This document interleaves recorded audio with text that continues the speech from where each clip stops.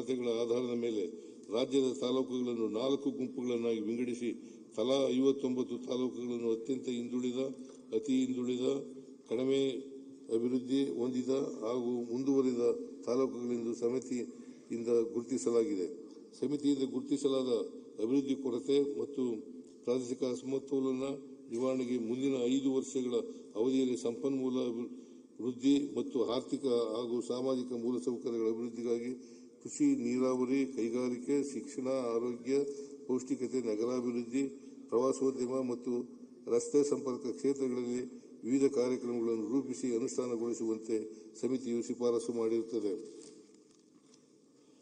ಸಮಿತಿಯ ಶಿಫಾರಸುಗಳಿಗೆ ತಾತ್ವಿಕವಾಗಿ ಒಪ್ಪಿಗೆಯನ್ನು ನೀಡಲಾಗಿದ್ದು ಅವುಗಳನ್ನು 2026-27 ಸಾಲಿನ ಹಂತವಾಗಿ ಅನುಷ್ಠಾನಗೊಳಿಸಲು ನಮ್ಮ ಸರ್ಕಾರವು ಬದ್ಧವಾಗಿರುತ್ತದೆ. ಪ್ರಸಕ್ತ ಸಾಲಿಗೆ ಆಯವ್ಯಯದಲ್ಲಿ ಈ ಉದ್ದೇಶಕ್ಕಾಗಿ 4,291 ಕೋಟಿ ರುಗಳನ್ನು ಮೀಸಲಿರಿಸಲಾಗಿರುತ್ತದೆ. ಕರ್ನಾಟಕ ರಾಜ್ಯ ನೀತಿ ಮತ್ತು ಯೋಜನಾ ಆಯೋಗದಿಂದ ಶಿಕ್ಷಣ, ಆರೋಗ್ಯ, ಪರಿಸರ ಮತ್ತು ಹವಾಮಾನ ಬದಲಾವಣೆ, ಕೃಷಿ ಹಾಗೂ ಮಹಿಳಾ ಮತ್ತು ಮಕ್ಕಳ ಕಲ್ಯಾಣ ಎಂಬ 5 ಆದ್ಯತಾ ವಲಯಗಳನ್ನು ಗುರುತಿಸಿ ವರದಿಯನ್ನು ನೀಡಿದ್ದು, ವರದಿಯಲ್ಲಿನ ಶಿಫಾರಸುಗಳನ್ನು ಪರಿಶೀಲಿಸಿ ಯೋಜನೆಗಳನ್ನು ರೂಪಿಸಲು ಕ್ರಮವಹಿಸಲಾಗುವುದು. ಕಲ್ಯಾಣ ಕರ್ನಾಟಕದ ಸಮಗ್ರ ಅಭಿವೃದ್ಧಿಗೆ ನಮ್ಮ ಸರ್ಕಾರವು ಬದ್ಧವಾಗಿದ್ದು, ಕಲ್ಯಾಣ ಕರ್ನಾಟಕ ಪ್ರದೇಶಾಭಿವೃದ್ಧಿ ಮಂಡಳಿಯಿಂದ ಕಳೆದ 3 ವರ್ಷಗಳ ಅವಧಿಯಲ್ಲಿ 13,000 ಕೋಟಿ ರುಗಳ ಅಭಿವೃದ್ಧಿ ಯೋಜನೆಗಳ ಕ್ರಿಯಾ ಯೋಜನೆಯನ್ನು ರೂಪಿಸಿ ಅನುಷ್ಠಾನಗೊಳಿಸಲಾಗುತ್ತಿದೆ.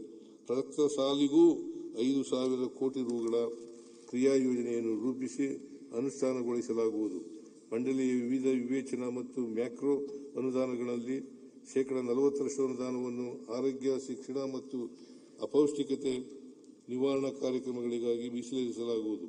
ರಾಜ್ಯದ GSDPಗೆ ಕಲ್ಯಾಣ ಕರ್ನಾಟಕದ ಕೊಡುಗೆಯನ್ನು ಹೆಚ್ಚಿಸುವ ಗುರಿಯೊಂದಿಗೆ ವಿವಿಧ ವಲಯಗಳಲ್ಲಿ ನೀತಿಗಳನ್ನು ರೂಪಿಸಿ ಕಾರ್ಯಕ್ರಮಗಳನ್ನು ಅನುಷ್ಠಾನಗೊಳಿಸಲಾಗುವುದು. ಈ ಉದ್ದೇಶ ಸಾಧನೆಗಾಗಿ ಪ್ರತ್ಯೇಕ ಯೋಜನೆ, ನೀತಿ, ದತ್ತಾಂಶ ವಿಶ್ಲೇಷಣಾ ವಿಭಾಗವನ್ನು ಸ್ಥಾಪಿಸಲಾಗುವುದು. ಪ್ರಸ್ತುತ ಕೈಬರಹದಲ್ಲಿ ಬದಲಾಗುತ್ತಿರುವ 2015ಕ್ಕಿಂತ ಮೊದಲಿನ ದಾಖಲೆಗಳನ್ನು ಡಿಜಿಟಲ್ ರೂಪಕ್ಕೆ ಪರಿವರ್ತಿಸಿ ಜನನ ಮರಣ ನೋಂದಣಿ ದತ್ತಾಂಶದ ಮೂಲಕ ಡಿಜಿಟಲ್ ಪ್ರಮಾಣ ಪತ್ರಗಳನ್ನು ಸಾರ್ವಜನಿಕರಿಗೆ ಒದಗಿಸಲು ಕ್ರಮ ಕೈಗೊಳ್ಳಲಾಗುವುದು. ಈ ಉದ್ದೇಶಕ್ಕಾಗಿ 10 ಕೋಟಿ ರುಗಳ ಅನುದಾನ ಒದಗಿಸಲಾಗುವುದು.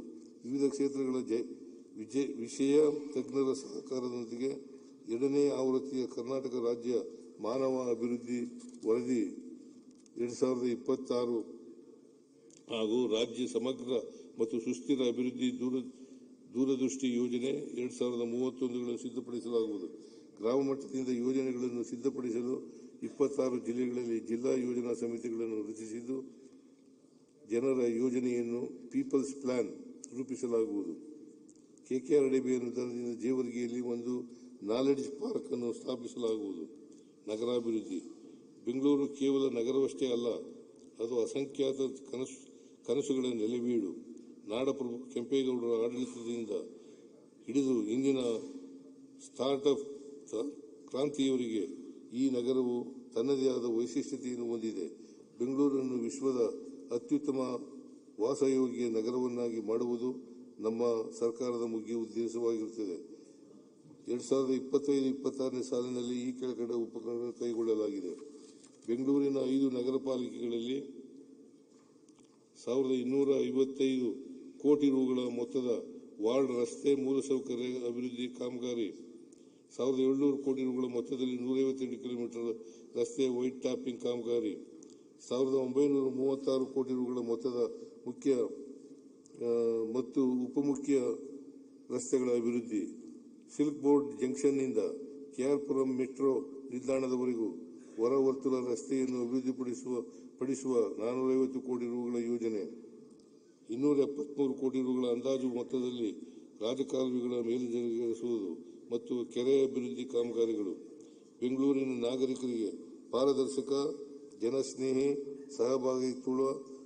ಸಹಭಾಗಿತ್ವವುಳ್ಳ ತುರ್ತು ಸ್ಪಂದನೆಯ ಆಡಳಿತವನ್ನು ಒದಗಿಸಲು ಗ್ರೇಟರ್ ಬೆಂಗಳೂರು ಪ್ರಾಧಿಕಾರವನ್ನು ಹಾಗೂ 5 ಮಹಾನಗರ ಪಾಲಿಕೆಗಳನ್ನು ಸ್ಥಾಪಿಸಲಾಗಿದೆ.